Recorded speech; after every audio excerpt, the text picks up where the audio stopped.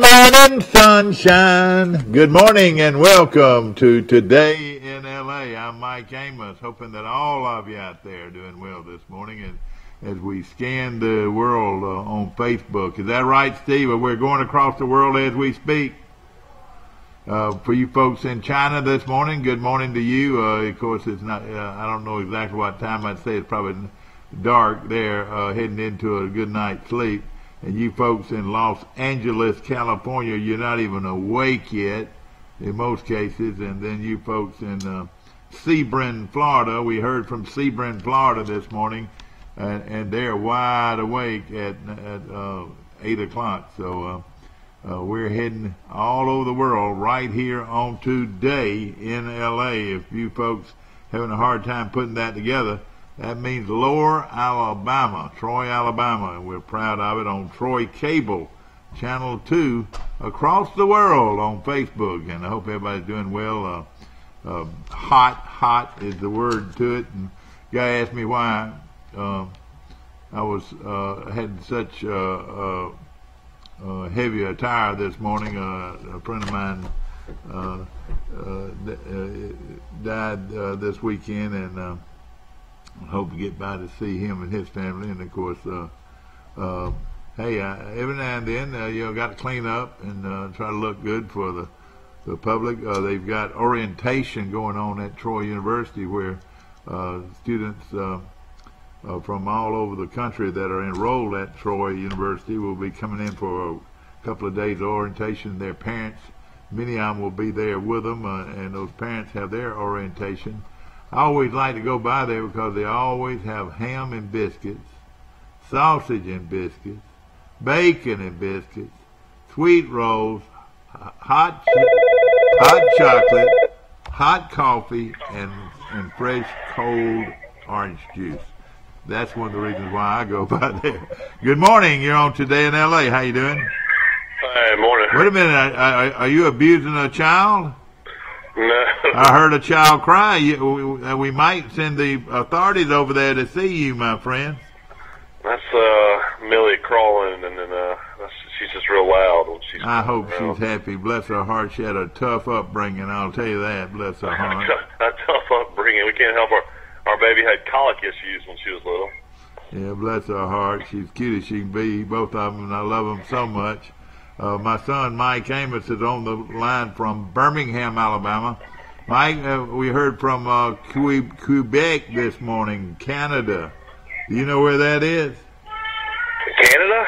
Yeah, Quebec. We heard from Quebec. A guy named Josh called in, and before we came on the air, but he saw our cover outside on Facebook, and heck, we are excited about this, where a lot of people from a lot of places can call in and even ask questions on our show. Of course, we're a regular talk show. We like to talk a lot of sports, but we'll talk anything you want to talk about.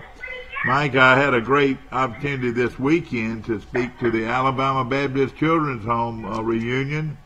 Yeah, I saw that on Facebook. I'm sure you saw a lot of old friends you grew up with. Oh, yeah. Raymond. They gave Raymond. I shouldn't finish that. Should have. Raymond Ledford, of course, the godfather of them all, was there. And also the Scroggins lady, who is one of the leaders of that pack. And saw Pat Flanagan. You saw Ricky Thompson and James Davis. Yeah, I saw the great Pat Flanagan, and I didn't get to talk to him. Gosh, I wanted to talk to Pat Flanagan. What a guy. He played in 1960. Let's see, Pat Flanagan. If I graduated in 65, my brother graduated in 64. My best friend graduated in 63. And Pat Flanagan, wait a minute, let's see, excuse me. If I graduated in 65, Denny Crumpler graduated in 64, Richard Wolff in 63, Joel Amos in 62, and the great Pat Flanagan graduated in 62. I mean, there was really that many people there you couldn't get around to talk to him? No, yeah, there was a lot of people there. Really a lot of people there, and I got caught up with some people, and I didn't go eat with them. I should have, but your mama gave me a call and said I will be home and we will go to lunch somewhere. So, but it was good to see Pat Flanagan, and I'm hoping he'll come back up for our big reunion 2018 in July. Mike Amos calling in from Birmingham. Bubba is taking over golf again. If you can't like Bubba, and I tell you what, I like the way Bubba carries himself. I like the way he talks. I like the way he acts. Let me tell you this: he is so darn good that the rest of them have a hard time talking about him. Hey, he might not take the lessons. He might not have the perfect swing. But what he does, he draws the ball as well as anybody in the history of golf, Mike. Have you ever seen that? Well, it is one of those things where he definitely when he's on, he's hard to beat. You know, he can make a golf course kind of look silly. Well, he's just so darn long. I mean, on 18. What I'm saying. I mean, he's just the shots he can make. The 18, he was 375 yards. They said that he hit an impossible shot. They said the wind was heavy at his back, and he hits a wedge in there, and he just stops it right at the pin. In fact, it actually hit the pin. Well, he just knows how to shape his shots. I mean, he has total control. And I like the way he carries himself. I like the way he speaks. I like the things he says. He's a real deal, and he's from Baghdad, Florida. He grew up playing golf over in Bay Minette and some of those places over there. And in fact, he actually played junior college in Bay Minette. Huge choke job by Paul Casey. He's been a really good golfer, but 6 strokes on the field going into the last round, and you actually shoot +2 and finish tied for second. You're right. Horrible on Casey. But at the same time, though, Mike, the guy that beats you shoots 63. So. I know, but you got to find a way on that course. I mean, you shot 62 the day before, but if he just shoots even par, he's right there at the very end. But I mean, 1 under puts you in a playoff. 2 under wins it for you. Now, Stuart Sink from Florence. Yeah, Stuart Sink won a lot of money. And you know what? He doesn't win a lot of tournaments, but he wins a lot of money. He finishes in the top 15 or 20 all the time, and he comes up and shoots a 62. And was 3 strokes back. And J.B. Holmes, a long knocker now. They claim J.B. Holmes hits it about as far as anybody, and evidently that was a long hitter's course, Mike. That was a crazy good field. You had Jason Day, you had McIlroy, you had Speed, you had Thomas. Bruce Koepka shot 5 under yesterday after the U.S. Open. I mean, I can't believe he even played. Most guys wouldn't play after they won a U.S. Open. You know what he said? He said, I committed to him a long time ago, and he said, I'm not going to break my commitment. Yeah, I mean, that's a good thing to do. What did you say? He shot a 65, or what did you say he shot? 65, yeah, he's 5 under yesterday. And where did he finish? Up there pretty close? No, he was 9 under. Well, Bubba Watson was first, 3 strokes ahead of Paul Casey, J.B. Holmes, Brian Harman, and Russell Henry was he was actually 4 strokes back. When you say Brian Harman, Russell Henley, and Bubba Watson? Georgia. That's right. Georgia. A lot of people say Bubba barely played at Georgia, like maybe 1 year, and didn't play a whole lot of tournaments. I think you're right. He wasn't much of a college guy.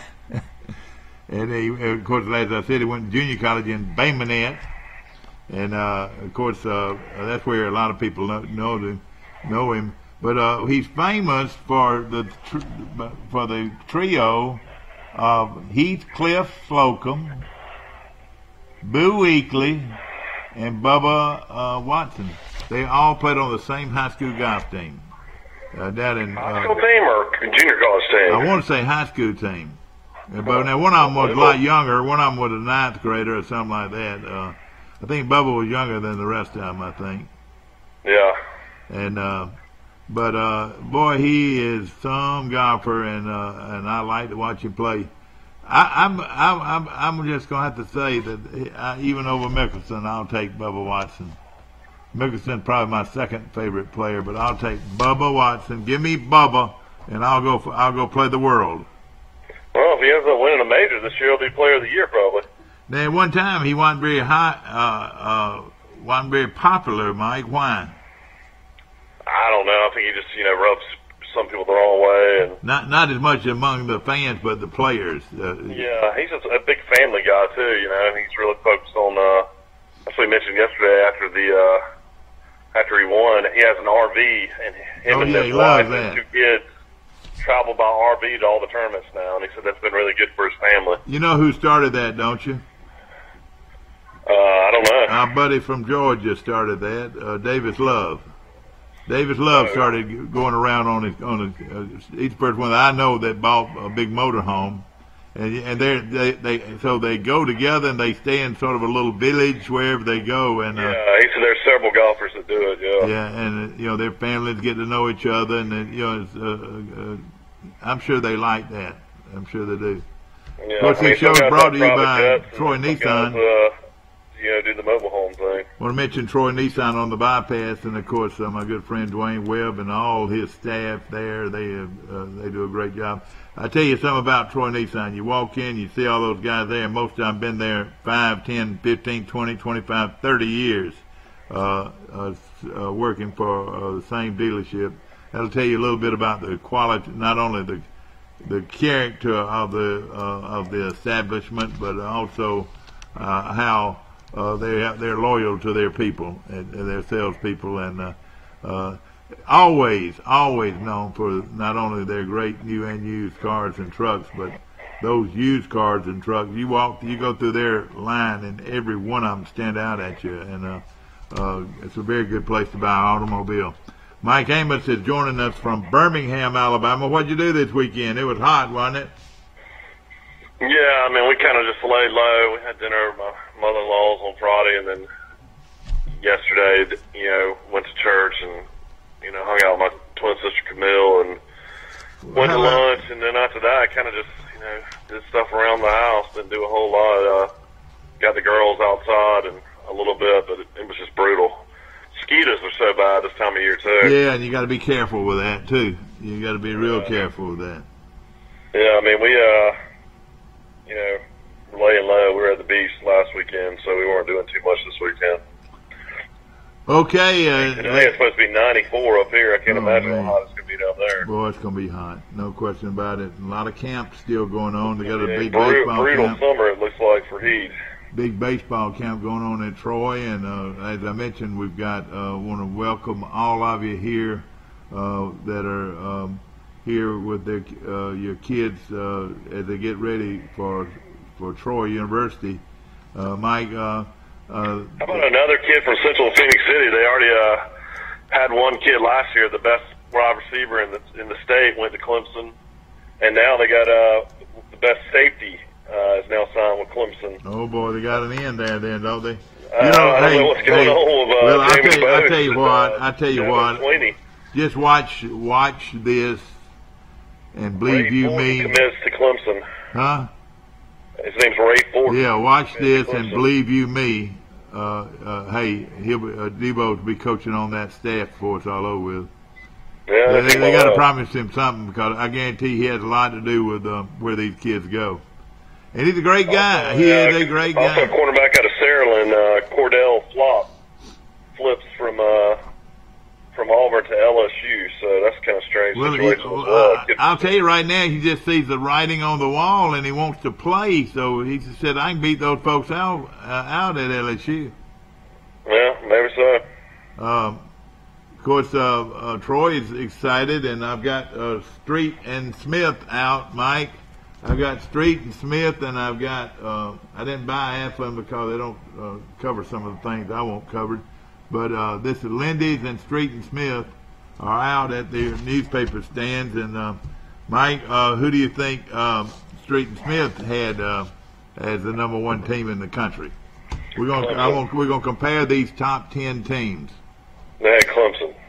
They had Alabama. Lindy's had Clemson.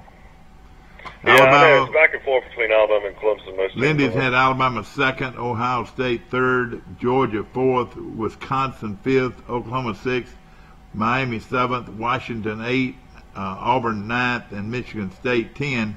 Now let's look at what Street and Smith the oldest publication out there is Street and Smith. You got Alabama first, Clemson second, third is Ohio State, fourth is Georgia. Everybody likes Georgia and Ohio State, third and fourth. Oh, wouldn't that be a pretty good playoff, Mike? Alabama, Clemson, Ohio State, Georgia. Oklahoma is fifth. Alabama destroyed Clemson last year. You know, they played Clemson 3 years in a row. Yeah. Maybe Alabama won't have to play Clemson this year. Oklahoma fifth, Wisconsin sixth, Washington seventh, Miami eighth, Michigan ninth, and Penn State 10th. The big difference here is they like Michigan State, Lindsey does, and Street and Smith likes Michigan. Both of them like Miami, though. Miami's in the top 10 with most everybody.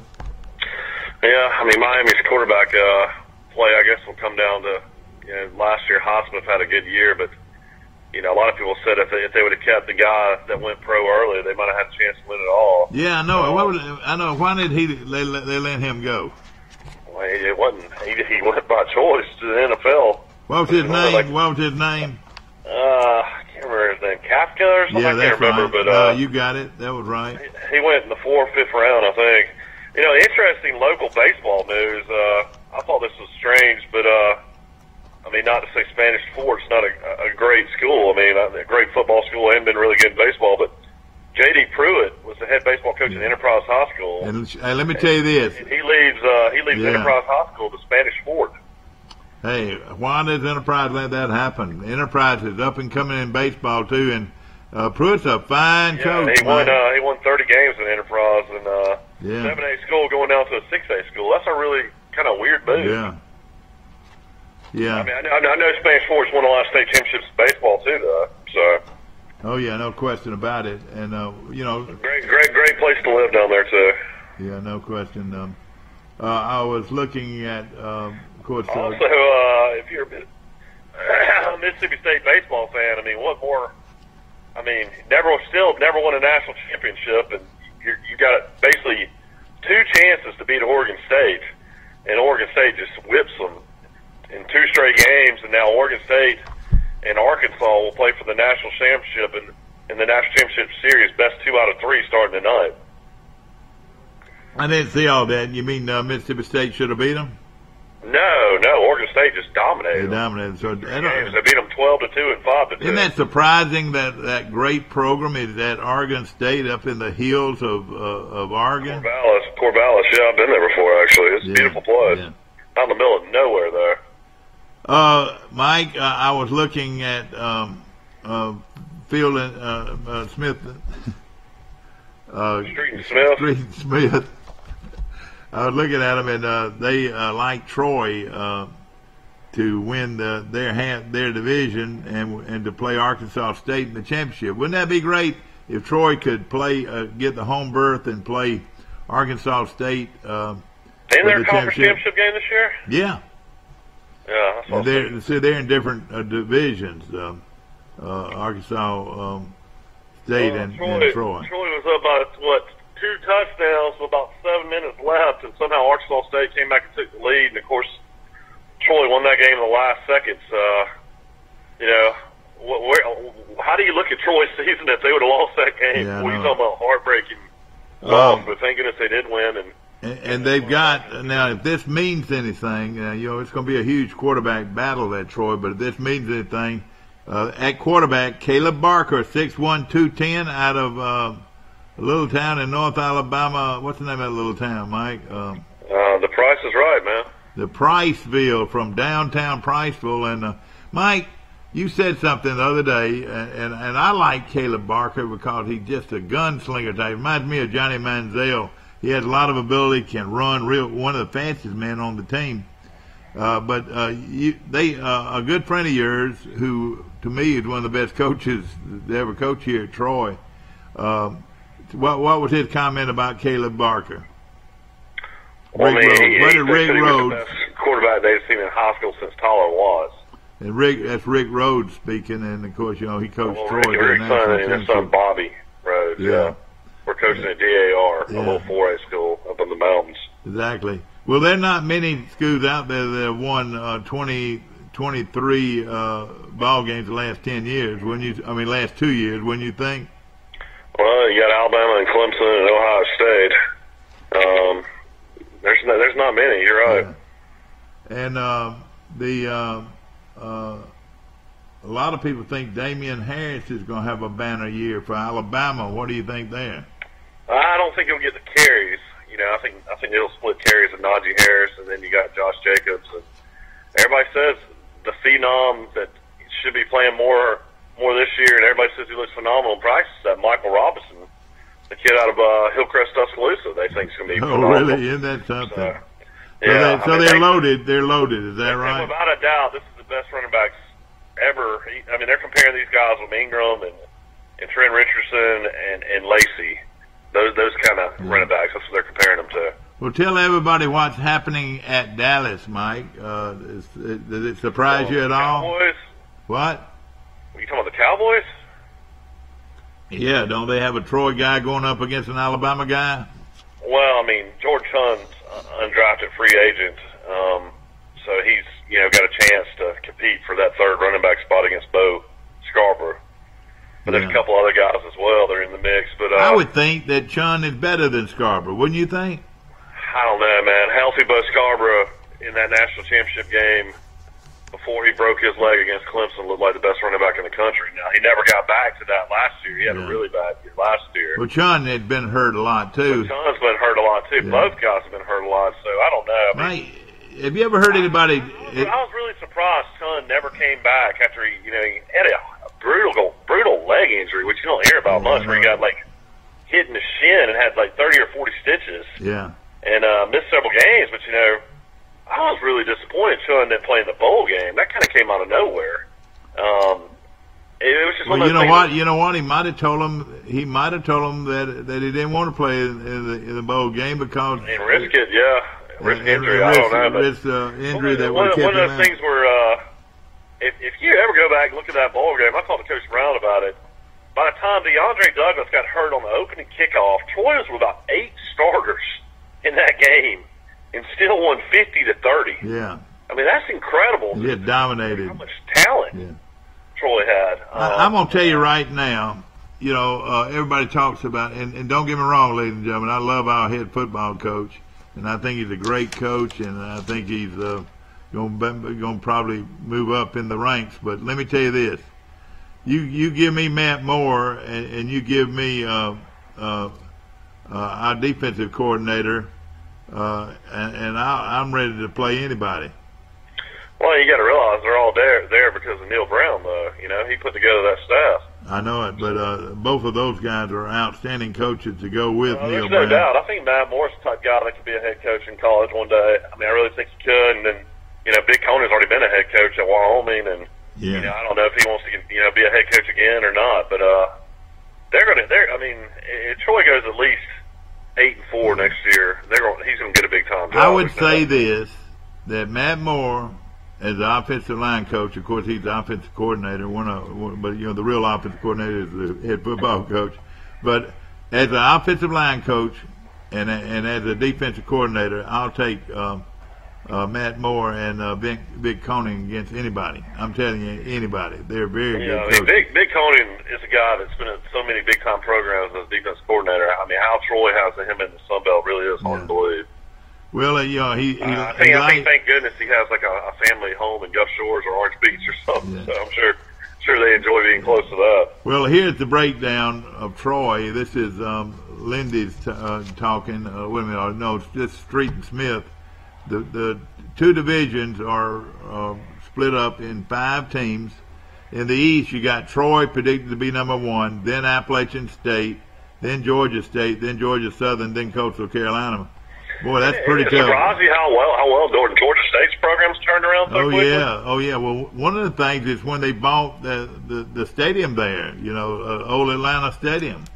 Yeah, they bought Turner Field. Turner Field, yeah, that helped them a lot. Converted it into a football stadium. Now, you actually went over there. Was that pretty nice? Oh yeah, it was. It wasn't great, but it was impressive. The facility being that big. But of course, I'm sure it would be more impressive if it was full. But Mike, this is pretty tough. And, well, all of them are pretty tough, but Troy's got their division has Appalachian State, who is awfully tough. Troy's got to play them at their place. Georgia State, Troy played them at home. Georgia Southern, Troy's got to go to Statesboro to play them, and they're going to be much better. And Coastal Carolina comes to Troy with their old coach. Last year they played with an interim coach. The head coach had some health injuries, and he had a phenomenal record before he set out last year. In the West Division, they've got Arkansas State #1, then Louisiana Monroe, then Louisiana, that's Louisiana Lafayette, then South Alabama, then Texas State. I mean, there's no doubt Troy's in the tougher league. Yeah. Well, I think Monroe is not a great team, and Texas State's not a great team. Yeah, Texas State's been down for years. Louisiana, South Alabama, and Arkansas State are pretty good. And let me tell you something. Watch them because they're going to run the football with their new head coach. He's a former Troy All-American, wouldn't you say, Mike?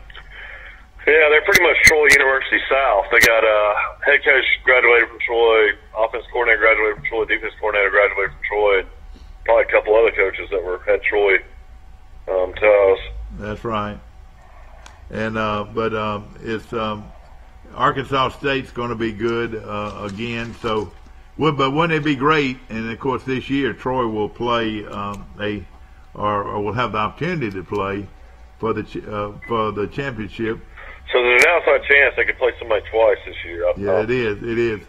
I think it's sort of designed that Arkansas State plays Troy. But, man, how many people are ready to go to Appalachian State and win and Georgia Southern and win? How do you think Troy's going to react when they're playing at altitude, 3,600 feet? I think Troy's it's going to be tough. That Troy to rebound to come off of 11-2 season. Were they 11-2 or 11? Yeah, 11-2. They're 10-3 the year before, and they're 11-2. 10-3. It's going to be tough because these other teams are awfully good, and finally the quarterback's gone to Appalachian State, but they'll be pretty good, no question. Yeah, their quarterback came from Clemson, didn't he? State seemed like he was there for 7 years. Lamb. They got a guy named Zach Thomas now, and I want to say he's a transfer from somewhere. Clemson had a guy that transferred somewhere. Who was that, Mike? Their third-string quarterback was a 5-star. Transferred to Northwestern. I can't think of his name. I mean, he's a 5-star, and he transferred to Northwestern. And to play in Chicago, that's really something. Of course, we appreciate our friends. It probably tells you something about that guy right there that a lot of people weren't interested, that he ends up at Northwestern. I know. I say that Northwestern's not a great academic school, but they're not a football powerhouse by any means. Well, I know it, and I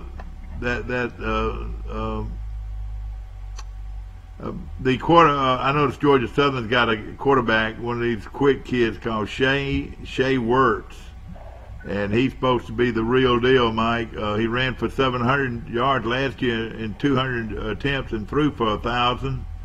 In a backup role, and they're going back to the option, buddy, and that means trouble for opposition. They open up with South Carolina, then Massachusetts, then they play Clemson. They're going to give Clemson fits, I got a feeling. And then Arkansas State, and plays Troy on down the road. But Clemson's defensive line so stout, it'd be hard to for you say Georgia Southern, I guess Clemson. Yeah. And Arkansas State's got their quarterback coming back. He threw for right at 4,000 yards last year and 37 touchdowns. His name is Hanson. You familiar with him? He can run the ball pretty good, too. Justin Hanson. That's impressive, isn't it? And he's going to lead them. So well, he made some horrible throws against Troy. Marcus Jones returned 2 of them for touchdowns. Boy, Marcus Jones is the real deal from Enterprise, isn't he? Yeah, I mean, I talked to some people that coached him in basketball in high school, and how Troy got him is still amazing. Some of those guys on SEC school didn't come in and get him at the last minute, but was he a real good basketball player too? Yeah, they say he was just a great athlete, but I mean, they just said he was too short to play in the SEC. But man, I tell you what, he's electric as a kick returner. Oh, too. he really is. I was there when he ran those kicks back against Coastal Carolina, and it was just unreal. I mean, like taking candy from a baby. I mentioned a kid yesterday. The other day, I gave gave my all Alabama Baptist Children's Home all-time players. And did you put Nathaniel Giles on there? Nathaniel Giles, I don't know him. Never heard of him. I grew up with Nathaniel Giles, an athlete from the Children's Home. Well, I'll tell you this. The guy that I left off was just to show you how at random I picked those teams. I left the great Paul Short off, and I quickly have added him to there. But Paul Short was as good a kick returner as I've ever seen in high school. I remember going to a game one time. It was a Lions Bowl, and they were playing Ashford. I want to say they were playing in Headland or Dothan, wherever the Lions Bowl was being held. And when I got there, Charles Henderson was up 42-0. This was at the half. And Paul Short scored, he ran 3 kicks back in the first half. And he went on to play at Troy a little bit, and then, of course, got messed up and ended up, his life didn't turn out like a lot of people's. But, you know, Coach Sadler coached him, and Mike, you would have thought he was Coach Sadler's son because they favored each other so much. But Paul Short was a great athlete. What's the latest on Coach Sadler? You talked to him lately? He is in a assisted living facility in Chattanooga, yeah. But it was really a lot of fun to see those guys the other day at the Alabama Baptist Children's Home. And, you know, a lot of people used to tell me, they said, y'all wouldn't be so good if y'all didn't have all those kids from the Baptist Children's Home. Well, wasn't Marlowe from the Children's Home? Yeah, that's what I was going to say. Bobby Marlowe, was considered one of the great, and I'm talking about great players to ever play at the University of Alabama. He was an All-American as a running back and All-American as a linebacker. I could give you 2 quotes about him, how good he was. And, of course, he grew up in the Alabama Baptist Children's Home, and a local man and his family adopted him, so he spent his senior year at Robert A. McGee's house. And, in fact, I talked to Bob, Robert A.'s son, not long ago, just a couple of days ago. But Bobby Marlowe, to tell you how good he was, one day, and this was highly publicized later, that all these great sports sports writers were at the same meeting one time, and they said, who do you think, or who would y'all say was the greatest running back of all time at the University of Alabama? One guy raised his hand, and I'll say Johnny Musso, the Italian stallion. And then the other guy raised his hand and said, I'll take the youngster from Ozark, Wilbur Jackson. And then another guy raised his hand and said, hey, man, I'll take, now I've lost my train of thought. But who's the other running back, Mike? Bobby Humphrey. Great running back. That's what he said. He said, I'll take Bobby Humphrey. Well, he got around finally to Alf Van Hoos, who is the editor of the Birmingham News sports page and renowned sports authority. He said, guys, every one of those were good. They were all good choices. But listen here. I'll take the orphan boy from Troy any day of the week, Bobby Marlowe. And, that was one way to describe him, how good he was. He was an All-American as a... I'd be interested to ask Raymond, what was the youngest, our age-wise, how young could you be at the Alabama Baptist? I want to say 8. Raymond came to the... it was a real good article in the Messenger this week. They didn't have kindergarten kids. They were a little bit older. No, I think that you had to be in at least first or second grade, and that had to be quite a big experience, for those kids to go ahead and be sent off. But he had 2 brothers already here, which helped him a lot, and so forth. But back to Marlowe, Hootie Ingram, a long time, who played at Alabama and was an athlete, read at Alabama and Florida State and been everywhere. He said, I played safety, and I played safety on the same side that Bobby Marlowe was the linebacker. He was also all SEC. Yeah, well, an All-American linebacker. No, and Hootie Jones was. Oh yeah. He sure was. Hootie Ingram. Hootie Ingram, yeah. You're talking about Hootie Ingram. And Hootie he said, I never had to worry about anything because Bobby Marlowe was going to get him. I mean, he was going to make the tackle every time. He said, I never had to worry about anything. Because Bobby was going to get him. And of course, he ran about 9.998 back when that was real fast in a 100-yard dash. And he was that fast. How close was Marlowe from playing with Bart Starr?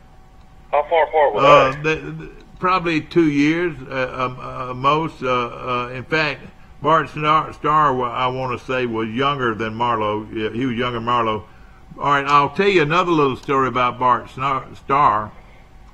He played with a guy from Troy named Albert Elmore. And I grew up with Mary Earl Albert. That's Forrest Adams' granddad. Yeah, that's right. Forrest Adams' granddad. And he played quarterback at Alabama. And do you know, when he was at Alabama, he started ahead of Bart Starr when he was at Alabama? I think I may have heard those stories, yeah. And at one time, he held the record for the longest, a long time, he held the record for the longest touchdown pass in Alabama history, 89 yards to Bobby Luna, the great Bobby Luna. And, of course, this family, this Elmore family, would have to be one of the most prolific families in the state history. Albert's dad played in the Rose Bowl on the same team with Bear Bryant. His uncle was a great player in college.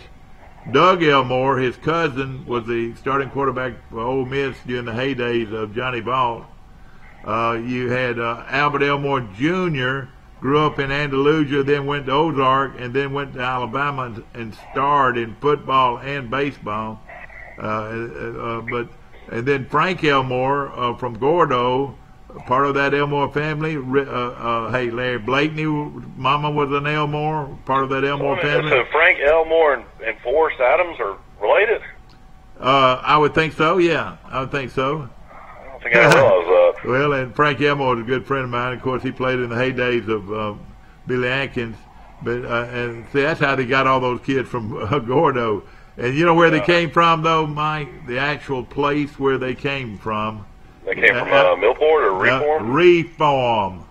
Not Reform, but Reform. I don't know if I told you, but they've built a 4-lane for years now that goes to Columbus and Starkville on 82, and it's made a huge difference. That's going to make it pretty darn close to Mississippi State. It's really not very far, is it? Well, you already know. I mean, Mississippi State's the closest campus to another SEC campus in the Southeastern Conference. Yeah. I mean, basically 70 miles is the difference. Boy, I'm sure wondering what... It's closer from Starkville to Tuscaloosa than it is to Starkville to Ole Miss. Something I'm concerned about more than anything is how Mississippi State's going to do with that coach. I mean, gosh, he comes in here with no credentials, really. Why do they hire a guy like that? Well, I mean, I think it was the athletic director. They paid their other coach $4 million, and he goes to Florida. I bet they're not even paying this guy $1.5 million, $2 million, maybe at the most. What do you think? You got to be paying him more than that. I mean, he was offensive coordinator at Penn State. We are Penn State. I mean, he was with Franklin, and they had really good offense this last couple of years. I mean, he's the head coach at Fordham, but it's definitely an interesting outside the box hire. The guy never coached in the South. Yeah. Sometimes some people make a little bit of fun of me sometimes when I say we are Troy. But who else is we are, Mike? Tell them a few. Tell them a few we are's out there. We are like colleges? Yeah. We are Penn State. That is, I reckon they're the most prevalent. We are Marquette. I don't know who else does it. You don't know, but quite a few. We are Troy. We are Troy. That's your catchphrase. I don't know if everybody does that. Yeah, you're right, man. Exactly. And of course, there's several other ones out there, and they're proud of it. Of course, I want to mention our good friends at Pike County Ford under new ownership, Mike. Pike County Ford is coming off one of their... That didn't take very long. One of the largest inventories in Pike County Ford history, and they were selling them like hotcakes this weekend. And so our friends already moved back to Birmingham? Well, it was a business deal, and he never had not brought his family back, but we're going to be bringing him the new owner on our show soon. But I'll tell you right now, they're dealing at Pike County Ford right here in Troy, and Mike, they got every hood up. You're talking about impressive. You go by a dealership, and every vehicle got the hood up. I wouldn't even, the last thing I would probably do when I was looking at a car is look at the engine.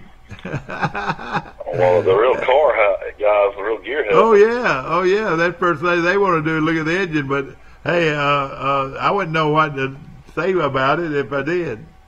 I know at least I know how to change oil. I mean, check an oil, see if it's using oil, but you don't even know how to do that, do you?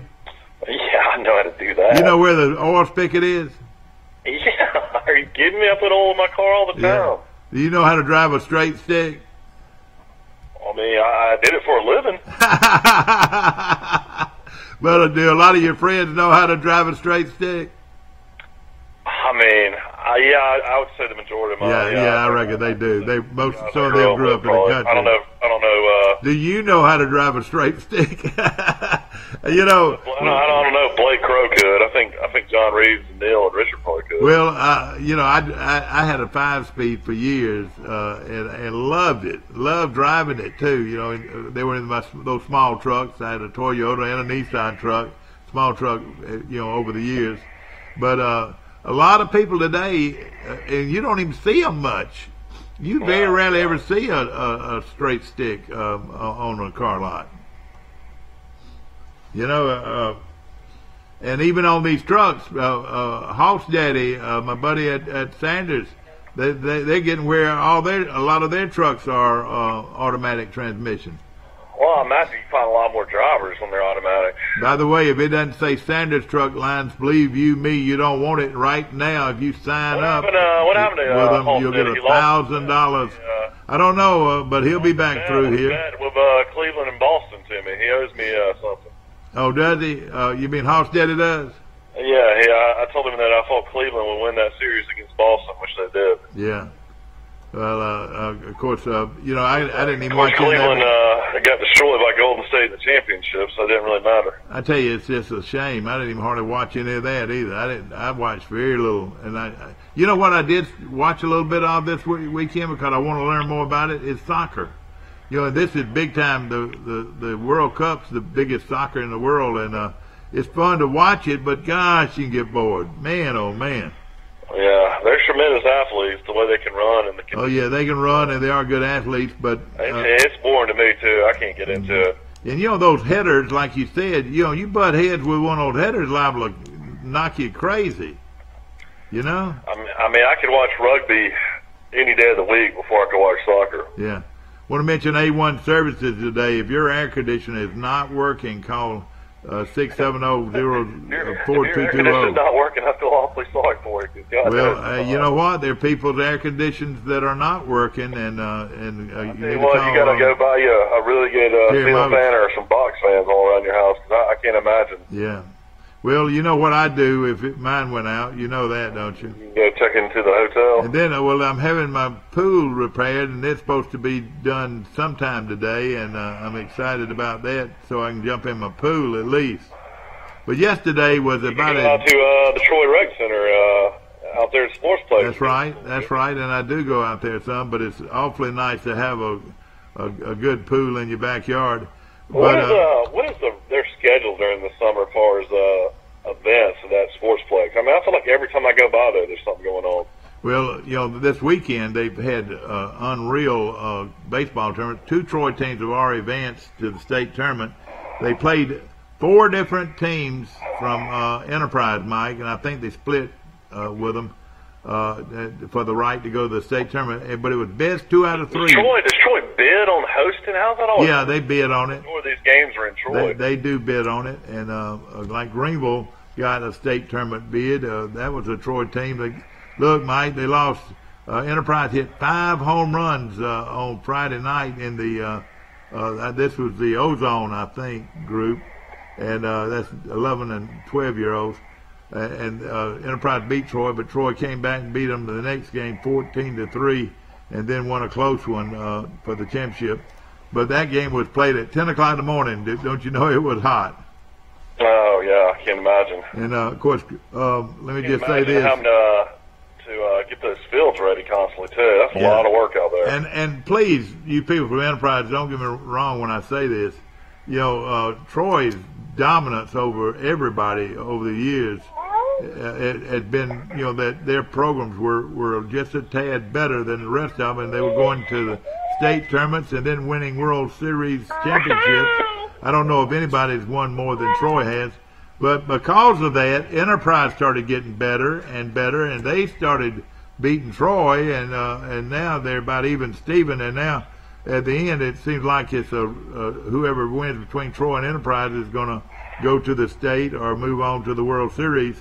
But Mike, I want you to know this, that the guy that runs the program at Enterprise, born and raised right here in Troy. He's one of those he married one of those Talbot girls. Okay. And you know, one of Rip Talbot's daughters, and or I'm thinking that's his daughter, not his granddaughter, but there's a lot of hometown flavor when Enterprise and Troy plays each other. We're going to take a short break. We'll be right back. What happened to Halstead? At the Piggly Wiggly, we proudly support our local farmers and bring you the best they have to offer, all at cost plus 10%. When you shop local, you reinvest in your community. Remember, buy local, shop local. Piggly Wiggly, local since forever. I pledge allegiance to the flag of the United States of America and to the republic for which it stands, one nation under God, indivisible, with liberty and justice for all. Here at Town & Country, we are proud to be an American. We've had you covered on the inside since 2005, and with our addition of Southern Grill and Patio, we now have you covered on the outside. Come see our great selection, where we make sure grilling and relaxing go hand in hand.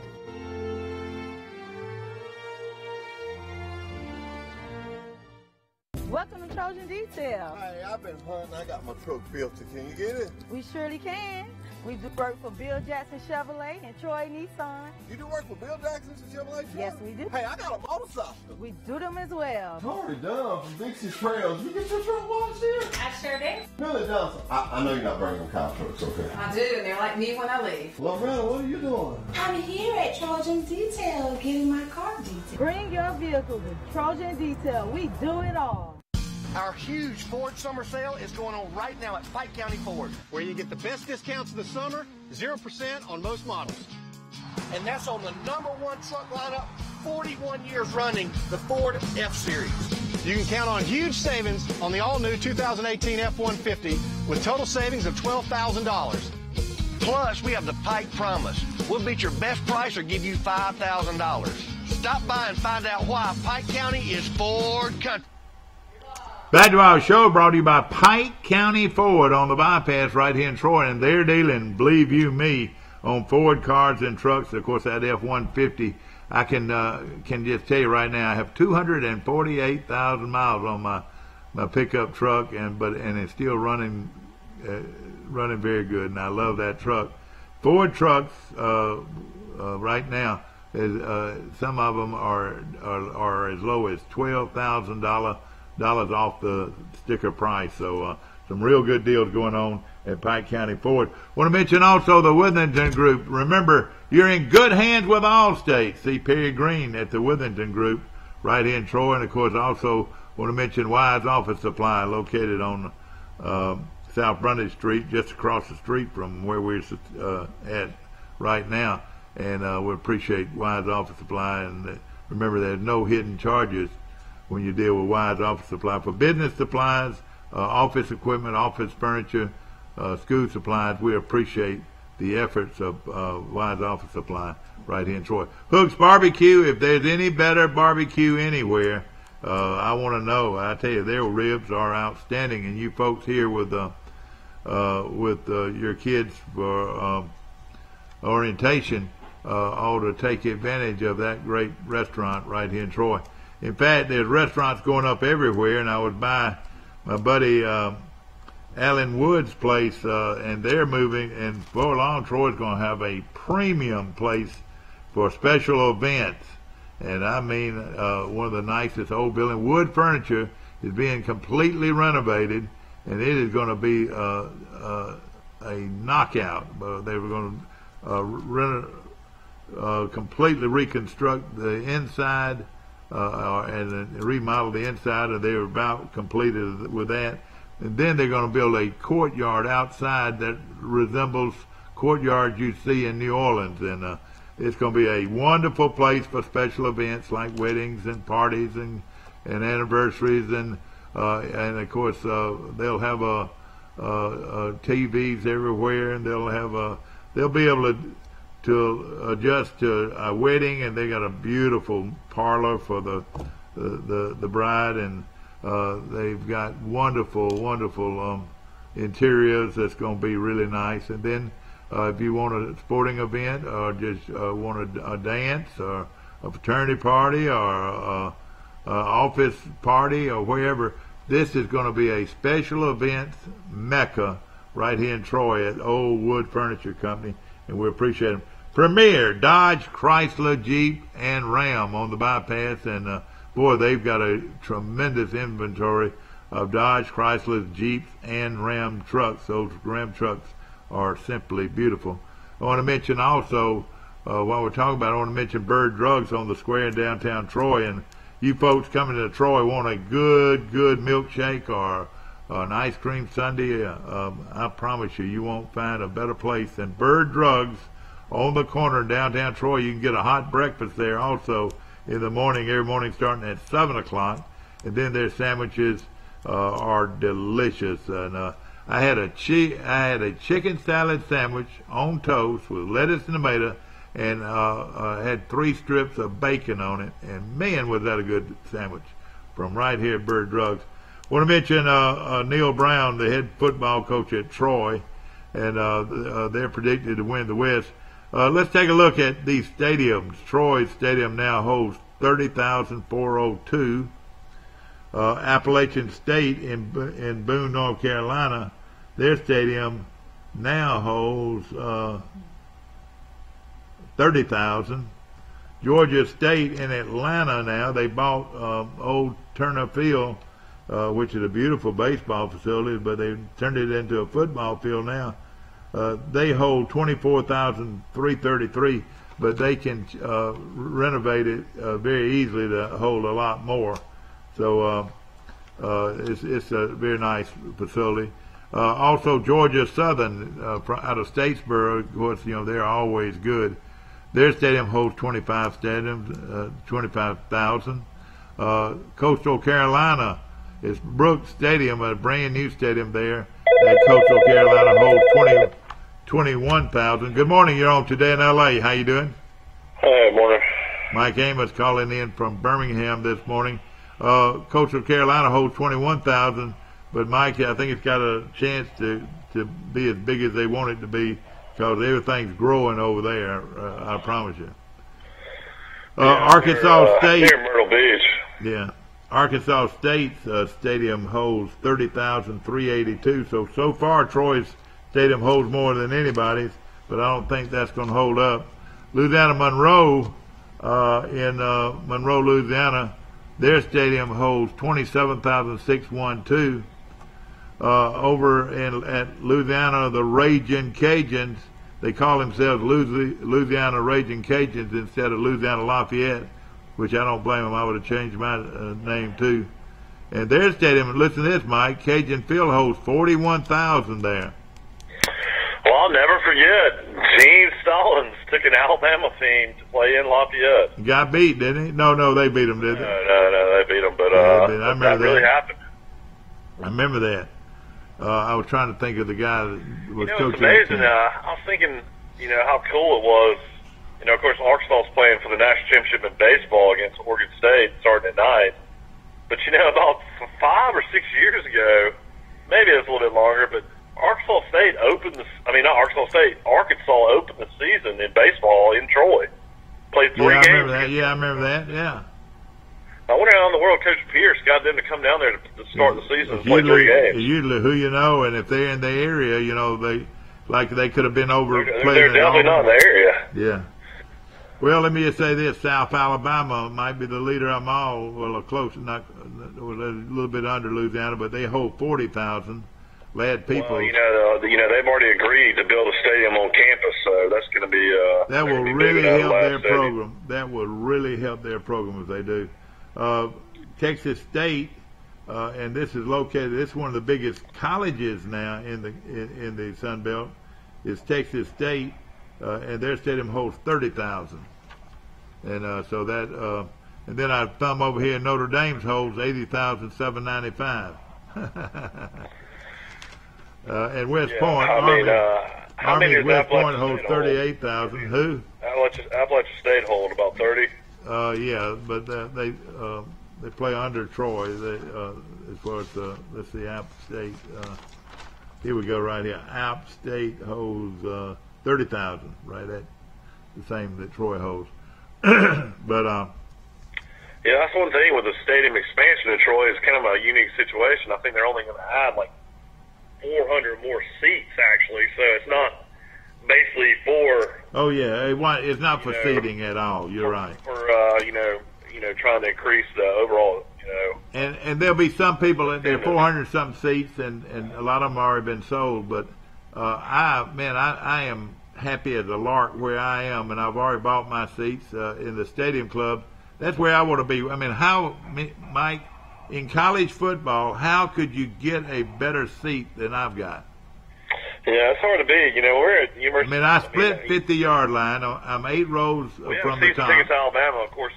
When Johnny Williams was working for the athletic department, we had seats on the 50 on the opposite side, not Alabama's home side, which were incredible seats as well. But for a Troy game, you can't ask for much better than that. And then you're only 8 steps up, and you're in the concession, not the concession, but in the box where you can get food. But Troy, mine is, and of course you sit outside, and then you've got your amenities. Inside, you can watch TV. If it's bad weather, you got sitting tables with chairs, and then of course you've got your lockers that you can keep amenities in there. And then there's this is the Stadium Club, and then they have the buffets, one on both ends. How you doing this morning? Boy, I tell you, a pretty girl just walked by me, Mike. I don't know if I can concentrate or not, but. Because she's such a sweet girl to go with it. Want to mention? One of the good thing about the concessions they have done at Troy is they've extended it throughout the game now. Oh yeah. In the Stadium Club, that was, something they should have, probably have done from the start. And it's something to eat, like you said. A lot of people don't realize that at one end they've got hamburgers and hot dogs all day long. Yeah, that's what I'm saying. It's good to have food throughout the game. And then they've got popcorn like you wouldn't believe, and they've got peanuts. And then they've got ice cream. Everybody, but I want to make sure they don't start giving away ice cream until after the band plays, because everybody wants to see the band. But the ice cream is delicious. And then there are people in boxes above us, 27 actual, or maybe 29 boxes now. Where people buy boxes and their businesses buy boxes, and they serve meals. They write out what they want to eat and drink, and it's brought to their box, and it's really good. And then after the game, I would say that the only thing Troy needs to improve on as far as that whole experience is the fact that the television issues. I think they maybe need to upgrade a little bit more. Because, there is a situation where, a lot of people want to watch games, stuff like that. Yeah, they're not bad about that now. They'll let you watch other games if you want to. But I didn't like it when they, just made you have to watch Troy games, which you know, there's nothing wrong with that. That was, I mean, I know they let you watch other games now, but back in the day. That's right. And but they've changed that now. And another thing about a lot of people don't realize, after the games, those guys in the boxes, 27 boxes, it's like one big happy party. People in and out of each box having a good time, fellowshipping, and it's really a lot of fun, and a lot of a lot of their fun happens actually after the ball game, celebrating a victory. Yeah, I mean, I know back in the day that I don't know if they allow it anymore, but some people that own boxes could sit up there and watch high school games, watch Charles Henderson play. Yeah, well, I'll tell you something else too about the Stadium Club is and of course, thank you so much bringing me coffee, Mike. You know how I like a good cup of coffee. You know, a real unusual thing about us, Mike, father, son, you know, we like the same things except for one thing, and that's coffee. You don't drink coffee. I drink tea. I don't drink coffee. But the Sound of the South, not many major college bands like Troy's, which is one of the top marching bands in the country, have an actual concert at the game that sometimes lasts as long as an hour. After the game, you get a full concert while you're, you know, those guys up in those boxes are still celebrating. You know, I've always wondered how many scholarships they can offer in band. I don't know, but I know this. There's a difference, and this is probably the difference in Troy's program and Alabama-Auburn program. Troy's program, they have a lot of band majors, people that actually want to make their living one day as a band conductor or somebody that writes music or whatever. Troy does it all. You know, Troy gets into the music writing part of it too. But a lot of the schools like Alabama and Auburn are just, you know, they just volunteer to be in the band. They don't get anything for it. But now a music major does get more, you know, is sort of paid a little bit more to be in the band. Yeah, I was listening to the radio the other day. I think we're only like 63 days from the start of college football. 63 days. Man, isn't that great? You know, I know Troy... of course, usually the first game is on a Wednesday or a Thursday night. Yeah. Troy's schedule, Mike, is really unusual, and I think people will enjoy hearing this today, is that a lot of their Troy's games are going to be on weekdays. All right, they open up at home against Boise, which should be a headliner game. I was really surprised they didn't move that to a Thursday, but they've kept it on. It's going to be a TV game, though, so you'll be able to watch on Yeah, TV. then Florida A&M, that should be a pageantry game. I remember when Florida A&M used to come in here and wear us out. You remember that? When Billy Joe was the coach? Yeah, I do. All right, then a trip to... I played them in the playoffs down there one time, too, and got beat. Then a trip to Nebraska, and, you know, I was trying to find out who Nebraska played before they play us. But, you know, now here it is. Nebraska plays Akron and then Colorado. Now, Colorado's a pretty big test for Nebraska. Colorado's out of the Pac-12 now. Yeah, but they're pretty good. They're well coached now. And then Troy, the third game of the year against Troy. But after they play Troy, they play Michigan, so they could be looking ahead to Michigan. We'll get a little early test. So Akron went to a bowl game, and Terry Bowden's a good coach. See how Akron plays them. I know it. You're right. And many people forget Troy won that game in the last second. I know. We did sort of. Against Akron. That scared me to death. You're right. I think there was a fourth down pass that Silvers converted to keep the drive alive.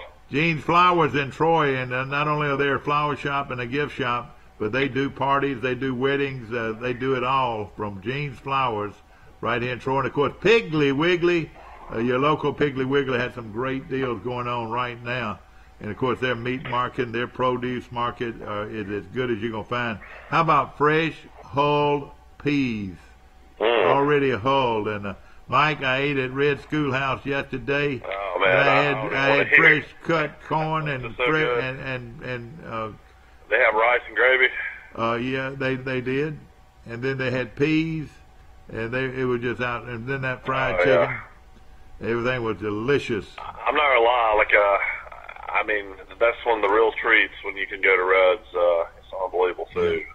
But, all right, so Troy then goes to Nebraska. Then they come back home against Louisiana Monroe, the first conference game. That's the big game of the year.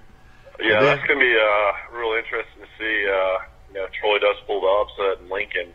How you come back to earth. Yeah. They didn't do that against South Alabama and paid the price. Yeah. I'm going to say something in a minute. I'll say one thing, too, about Troy. I know Sumter, did a great job filling in as a kicker last year and, had a really good year as a punter. He's from here in Birmingham, played at Spain Park.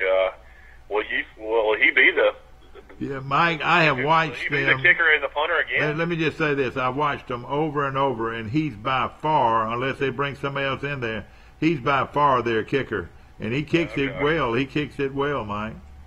Well, that's good. I mean, that was the difference in that South Alabama game. I think Troy missed 3 field goals. Yeah. But, we're back to their Troy schedule. Louisiana Monroe comes to town. Then Coastal Carolina comes to town. And then Georgia State, we go to Louisiana Monroe. Then Coastal Carolina comes to Troy. Oh, man, that's going to be tough. So after Nebraska, a trip to La Monroe? Yep. Wow, that's going to be tough. That's a tough place to win. That's right. And then Coastal Carolina on the 29th, Georgia State on the 4th. Do you remember the night La Monroe might be the ugliest football stadium I've ever seen, and their campus is one of the ugliest campuses I've ever seen. All right, Mike. It's so outdated over there. Let's go back in history a little bit. When you and I were there, I want to say we were on the sidelines. Were we actually standing on the sidelines of that game? When our kicker kicked a 55-yard on the last play of the game, our kicker kicked a 55-yard field goal. 57-yarder. A 57-yarder. It hit the crossbar, ladies and gentlemen, and bounced away. Yeah, we thought that Troy was out of their mind to even try to kick it. Yeah, but he kicked it that far, 57 yards. Yeah, that has to go down as one of the worst losses. That was a great Troy team, and I think La Monroe had a losing record. Troy just laid an egg when they went over there. Levi Brown was the quarterback, and just couldn't find a way to win that game. Yeah. Mike, I've got a real treat for all the fans come football season. Larry Blakeney is going to be our guest every Monday in the fall, which is going to be fun. And to hear his commentary, and of course to keep up with what's going on in his life. And when they hired Larry Blakeney, and I remember going down to the old Whitley Hotel in Montgomery, where they had the press conference. It was raining. What happened in Montgomery by then? It was raining. It was storming, raining. And I remember him saying something. He says, "Now, I don't want a bunch of you folks out there meddling." You know what he meant, don't you? I guess boosters. Or telling him what to do. He said he didn't want anybody out there meddling. Yeah. And he used that. Of course, he was cocky coming off Auburn, and, he was a little uppity at first, but he became one of the greatest Troy people of all time, and I still think he loves Troy. Troy took a chance on him as well, a lot of people. That's right, never been a head coach, you're right. Well, yeah, but also, what had happened in Auburn with the probation and 60 minutes. And what he did, he brought people into the program that had not been here, like our buddy over in Abbeville. He started coming over. Jimmy Rain. Jimmy Rain would come to practices, and then, Coach Dye would come. You could find Coach Dye at games and at practices everywhere. And what I'm saying, his coach's show was one of the best shows ever. Oh yeah, back in the day with his commercials and stuff like that. Oh yeah. It had like a real SEC feel to it. If it don't say Cosmos on this yellow tag, believe you me, you don't want it. Pat Dye used to do that. Coach's shows you don't even see anymore. Nick Saban you can see all the time. Every once in a while, Malzahn's will be on, but. You don't see Troy's on anymore at all. I don't know. Yeah, when I was a kid, I could watch Troy in Montgomery. I could watch Troy in Dothan. The Larry Blakeney show are now the Neil Brown show. I don't know if it's on the air. I don't know where to get it. Yeah, I don't either. I've never seen it. All right, but Mike, after Coastal Carolina comes to town, then Georgia State comes to town. Then we travel to Liberty on the 13th. And then we got a call coming in. Mike, gonna put you on hold a second. That's fine. Good morning. You're on Today in L.A. How you doing? Hello. I'm sorry, I got the wrong number. Okay. All right, Mike, we're back at you. Is that right? Hello? Hello? You got me. All right, that's what I wanted to know. Okay, all right. So after Liberty on the road, we go to South Alabama on a Tuesday night. Is that right? I thought it was on Wednesday night. Or Wednesday? I think it's on Wednesday night. I'll have to look and see. Well, I don't know. I don't know about Wednesday, but I want to say it's on Tuesday night. And then Georgia Southern, we go to Georgia Southern. You're talking about a tough game. That one's going to be really tough on the 10th of November. Then Texas State comes to town, and I want to say that's a Thursday night game. I could be wrong. Then a trip to Appalachian. But I can see some real tough places for Troy to go. Appalachian, Georgia Southern, South Alabama. Boy, those are some tough road games. And Louisiana Monroe. Those are 3, maybe 4 real tough outings for Troy. I'm going to tell you. What do you think Troy's record's going to do? I'll just say this. I'll say this, and I'm going to go out on the line, and I'm just trying to be practical. I'll tell you right now, me and you, let's go right now. Boise State, win or loss? I mean, I'm going to say loss. All right, you're going to say loss. I'm going to say they're going to upset Boise State at home. Florida A&M, I think they'll beat them, but it'll be a tough game. No, they'll kill Florida A&M. All right. Nebraska, it's going to be a tough one way or the other. I think they'll lose at Nebraska. It's on the Big Ten Network. Boise State games on the ESPN News. But this is going to be a tough one now. I think they'll lose a real close one at Nebraska. I know it. I think they'll play them off the feet. Louisiana Monroe at Monroe. I think Troy will win, but by the hair on the chinny chin. Is that what you call it? Yeah, I think that'll be a really tough game as well. So the first 4 games the first 5 games are all on Saturday. Yeah. Okay, then on the 29th, Coastal Carolina comes to town. Troy. And their coach is back now. I'll take Troy, and you'll take Troy. Is that right? Yeah, so I got them going 3-2, and you got them going 4-1. Okay. All right, Georgia State comes to town on October the 4th. That's a Thursday night game. That's a Thursday. All right, that's what I was looking for. Thursday. On ESPNU. On ESPNU. Then on the 13th, they travel to Liberty. The Georgia State game, I'm going to put Troy as a winner there. You going to take them as a winner too? Yeah. I'll Liberty. Troy in any game at home. All right, Liberty and Troy. I'll take Troy. That's in Lynchburg, Virginia. I think Liberty beat Baylor last year. I think. I think you're right. But they just became Division I. Of course, that's Jerry Falwell's school. That's right. Evangelist. I'll take Troy on the road against them. I will too. South Alabama at South Alabama. Boy, I tell you what. You look at this guy's record, this new head coach. The revenge game. And, of course, he's a outstanding coach. He played right here at Troy and loved Troy. He would have loved to have had the Troy job. But he has won a couple of national championships, or maybe 3 national championships at different levels. One as a player, one in Division II at Delta State as a head coach, one in the junior college ranks at Gulf Coast, Mississippi. So he's really done well, and he runs a running attack. It came from Arkansas. Let's see. What's going on? Central Arkansas is where he came from. Yeah. Okay, so South Alabama won't give Troy a win there, but it's going to be tough. Louisiana, Mike. Troy plays Louisiana at homecoming at Troy on November the 3rd. It's homecoming at Troy, and I'll take Troy to win the game. I will too. All right. November the 10th, Georgia Southern at Georgia Southern. Boy, what a game that's going to be. Yeah, I don't like that matchup at all for some reason. I just think Troy always struggles against Georgia Southern. I'm and it's later on in the year. If we was early in the year, it'd be an easier one. I'm going to take Troy to beat them, but gosh, that's going to be a tough game. All right, Texas State, Troy should beat them at home here. And then go into Appalachian on the 24th. I'm going to probably take Appalachian to win that game against Troy on the 24th. Yeah, I mean, I think it all comes down to who's going to be their quarterback, but I know they got to really get running back. That's a really tough place to play, and who knows what the weather will be like November 24th. 3,600 feet. Yeah, exactly. I mean, you could have snow, you could have anything. And it's getting the Thanksgiving holidays, too. It should be a great trip to go up there to the mountains. Yeah, the Thanksgiving holiday, the only thing I run into is I'll be at the beach, and then I'll be at the Auburn, Alabama game. Well, let me ask this. Georgia Southern, did you take Georgia Southern to beat Troy? Yeah, I did. I got Troy going 8-4.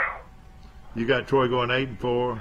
And I don't think 8-4 gets you in the Sun Belt Championship game. But you got them losing at Appalachian. I got them losing at Appalachian and Georgia Southern. All right, I see. All right. So you've got Troy losing to Boise. You got Troy losing. You got them losing at Louisiana Monroe? No, I said I've only got them losing Nebraska. to Nebraska, Georgia Southern, and Appalachian State. I got them going 8-4. 8-4. I've got them going. I got them losing 1. Gosh. You got them losing 1 game, don't you? No, I got them losing Nebraska, 2. You got them going 10-2. I got them losing. I got them going 10-2. But boy, that's going to be a tough 10-2. 10-2 would probably get you in the championship game, I would think. Yeah. And you got them going 8-4. 8-4 would be a good year. It wouldn't be anything. No doubt. I mean, that's it wouldn't nothing to sneeze at all. You're right. Yeah, if they weren't playing at Georgia Southern and at Appalachian State, I just think Troy just never matches up well. Georgia Southern, as bad as they were this year, looked pretty good against Troy for a while. They sure did. They led Troy for a while, and I said, hey, you know what I kept saying? Here we go again. Troy scored some late touchdowns to make it not look so close. These guys, ladies and gentlemen, the defensive coordinators, they've been spread out with these spread offenses. The ball is just spread out. Everybody's in the shotgun, and then when they play Georgia Southern, everybody's in a double tight end set with a wishbone set behind them, and they got a quarterback that can fly and he can handle the ball, and they got a big line. And what they do, they just chip at you 4 or 5 yards a lick, and they keep the ball away from these wide open offenses, and before long you're down a couple of touchdowns or 1 touchdown, and they've got the ball and they won't give you the ball back because they're getting 3 and 4 yards an attack. The best word in offensive coaching, and maybe in any kind of coaching at any position, is patience. Mike, a good coach. It's definitely ball control, working that. Yes, a good coach has got patience. The great Wayne Grant at Pike County High School, and I'll just say it, he used to run between the tackles, and he said he'd get 3 yards, and he would take his time getting back to the huddle, and clock is moving, and in a minute he drives 80 yards for a touchdown, and he kicks it back, and the other team maybe gets 2 or 3 first downs, and they turn it over to Pike County, and they would just run the ball back and let the clock run, and that coach over there is just getting antsy. Oh gosh! And when they gets back in a game, he tries to go for it all. How many times have you ever seen a coach that when he got the ball, he felt like he had to throw the bomb? And that's what a team that's got patience will do. It'll make you do things you don't want to do, like try to go for it all when you get the ball, because they're afraid if they don't go for it all and score, that the other team's going to hold it another 5 or 10 minutes. Don't you agree? That's true. And that is why these running teams like Georgia Southern are able to survive. And their line, and they're pretty. Now, hey, they're pretty as anybody. Last year they were as pretty as anybody. You notice how pretty their linemen are? Well, I mean, they definitely have the athletes. I don't know what happened with the coaching. Yeah. But everybody in this league is pretty darn good, so it's going to be a heck of a league. We talk about it all the time. I don't think people realize when you added Appalachian State and Georgia Southern out of the 2 1AA schools in the country, those are the worst teams you ever could have wanted to have to add to your conference to play them. Exactly. I mean, you're talking about traditionally. I mean, I don't know. Georgia Southern 6 national championships, 7. Appalachian State 5 in the 1AA. I mean, these were the top teams that you could have, moved up to 1A. Yeah, no question. Alabama will play Arkansas State on the 8th. UAB plays Coastal Carolina on the 8th. Troy's only big money game is Nebraska at Nebraska. But they should we get. We talk about Troy, and of course they had a great season, 11-2, and then coming off 10-3.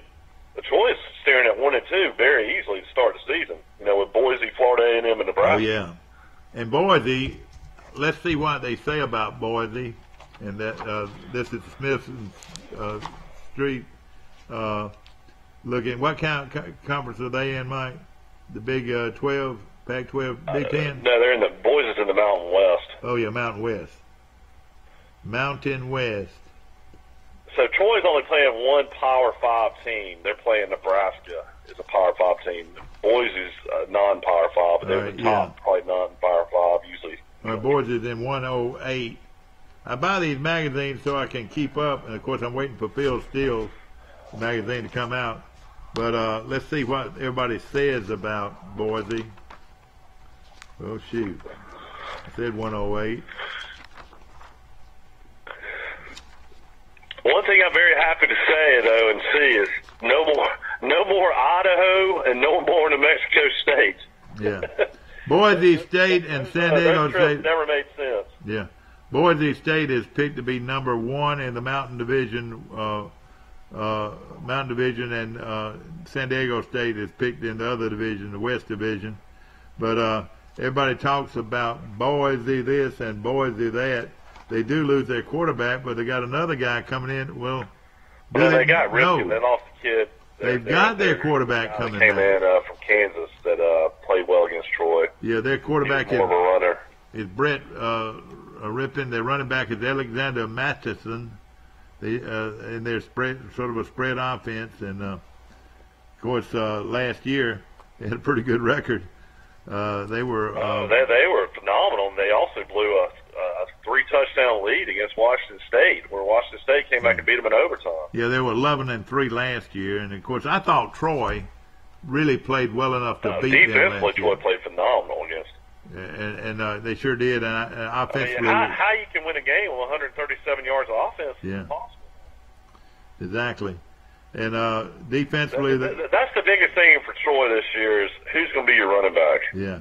And your quarterback. That's the two biggest things. Yeah. Every other position at Troy is pretty stacked. I was looking at their signees, and Troy signed signed something like 10 or 12 3-stars. Their top 3 signees were 3-stars, Mike. So they're not getting any better athletes than we are. You're getting 3-stars pretty good, don't you think? Yeah, they get a lot in the California junior colleges, and a lot of kids out of California out there. Yeah. And there's some pretty good football in Washington State as well. So, I don't know if people realize, but Boise's right on that Washington State line. Their 5-year record right now is 50-17. So they're going to be good again as usual. But you know what? Hey, a guy from Boise is not used to this kind of weather.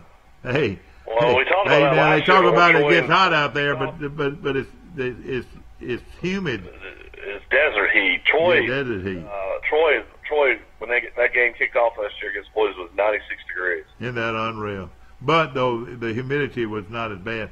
Brian Harshland, and he is a classy guy. This head coach at Boise is 42-12. That's a pretty good record. Excuse me. Yeah, 49. He was a quarterback at Boise. He's 42-12 at Boise and 49-17 in his career. So their stadium holds 37,000 or 36,500. He was only at Arkansas State for 1 year. I thought he was there longer than that. I don't know, but of course he's a very good coach, a very classy coach, and at least I was impressed with him. But of course, it's going to be quite an opener, probably the toughest opener that I can remember. I don't know. Troy opened with Mississippi State, one of Coach Bladeney's last few years, and that was a pretty close game. That was the game where we didn't. Mississippi State fans couldn't even get in the game. We were so poorly organized at that time. You remember how poorly organized we were? They couldn't get into the gate until the third quarter. Can you believe that? They could not get in the stadium because they were checking cowbells. Can you believe that? That's hilarious. That's right. That is true. I don't blame them not letting them bring a cowbell on the road. But why would you, an SEC team that says, I'm an SEC team. I'm calling Mississippi State. They played at Troy. I'm thinking about throwing them a bone and getting and playing them at home. Well, what do you think? He said, heck no, our fans didn't even get in the game until the third quarter. Yeah, So it was not a good experience, but with our new stadium. Troy beat Mississippi State in 2002, first year Division I, and then the next year they got beat 11-8. I went out that game. And we should have won that game. Beat them 2 years in a row. Yeah, should have. But of course, the Troy's new facilities are going to make things a lot different. The new dressing facilities, it's going to be a much more Division I like. You know what I mean? Yeah, and the new Jumbotron, I think people are going to be amazed when they see how big that is. We're going to take a short break. We'll be right back with more of Today in LA. Hope you're watching today. Life is hectic enough without worrying if your lights will stay on or if there's hot water for your child's bath. So count on natural gas to keep the energy flowing, even when the weather is unpredictable. Natural gas is always there to keep your home warm, showers hot, and food cooked to perfection. That's why America has relied on safe and affordable natural gas for more than 150 years. And we will be here for you and future generations too. You can count on natural gas from Southeast Alabama Gas District. Come see us at Don Walker Western Wear. From boots, jeans, and jackets to shirts, hats, and belts, we're your headquarters for Western wear for the entire family. With the largest selection of jeans in town, we carry famous brands like Wrangler, Levi, Carhartt, Ariat, and Cinch. We've also got plenty of styles of boots to choose from, including Justin, Lucchese, Ariat, Tony Lama, Red Wing, Dan Post, and Corral. So come on into Don Walker Western Wear, located on Highway 231 in Troy. A personal touch, a high level of trust. Whether it's checking and savings accounts, personal or business loans, or our local friendly service. That's what Troy Bank and Trust customers expect. But now we offer more.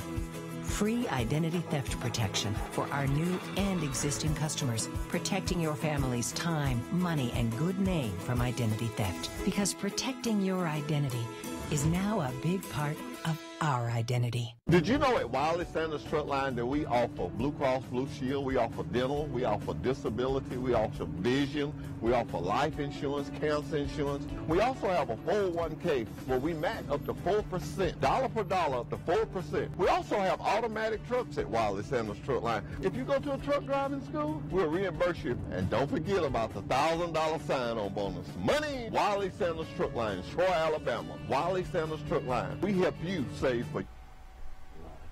I want to mention our good friends today at Country Financial, located on the bypass right there on the square in downtown Troy. Melissa Parrish, and I tell you what, they've got homeowners, they've got automobile insurance, she has commercial insurance, a lot of insurance products to choose from.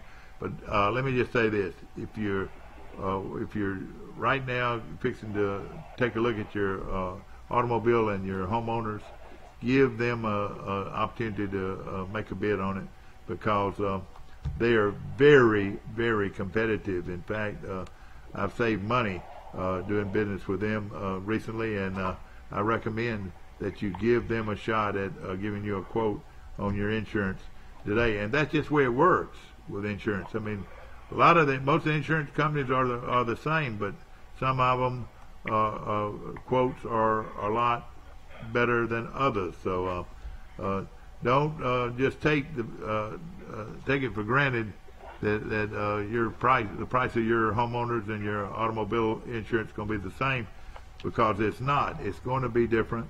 So give them a quote today. I want to mention also our good friends at All-Star Collision.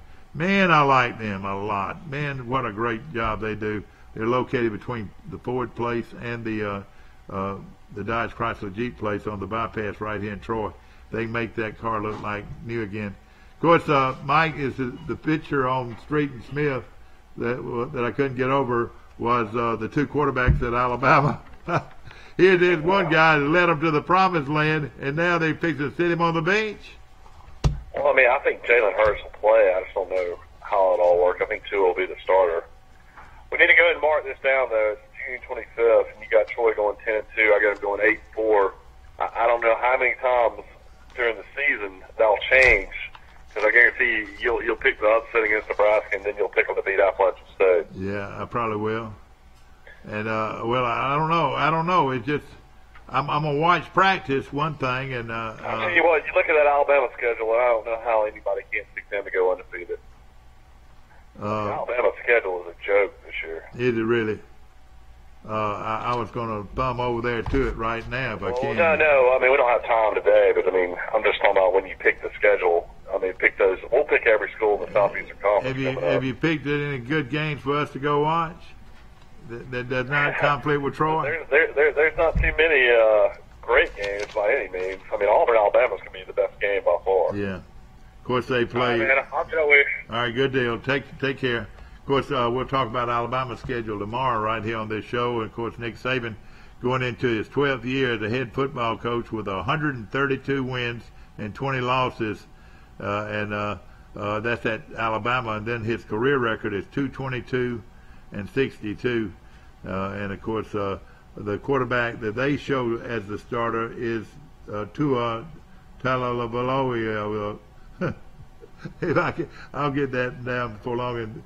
And Jalen Hurts is the backup quarterback. So that's the way it looks right now at the University of Alabama. Hope you've enjoyed our show. We're brought to you by some great sponsors that we appreciate. I want to mention Dixieland Dental, located 9 miles north of Dothan on Highway 231.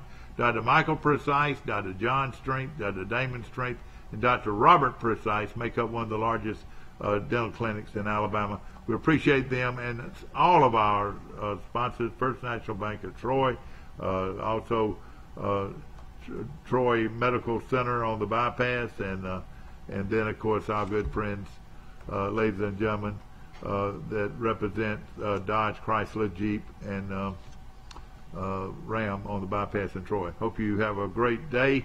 See you tomorrow, bright and early, for Today in L.A. We'll be coming back on again at 1:30 right here on Channel 2.